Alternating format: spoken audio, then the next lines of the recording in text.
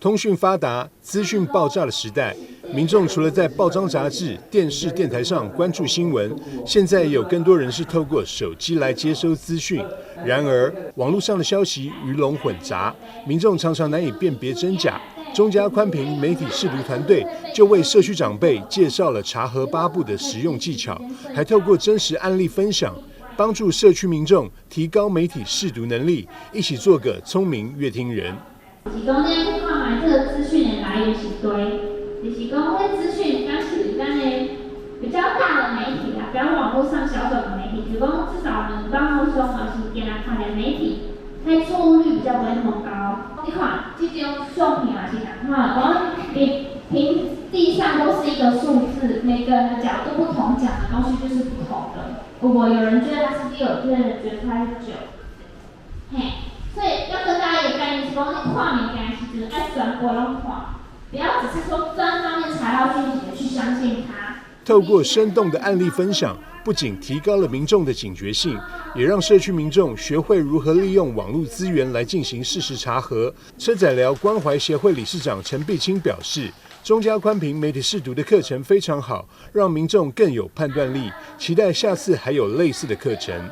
年纪比较长的啦，他们有时候比较容易受骗啊。这个影片来宣导，让我们这边社区能够多了解，才不会受骗。这些比较年长的资讯，他们听得比较仔细，这样传播，他回家会跟家人分享啊。这课程对你有帮助？有对阮这头人拢有帮助。即摆是毋是遮人遮长辈是毋是听会入去袂入去安尼尔？听会清楚，有诶毋捌，国语听无。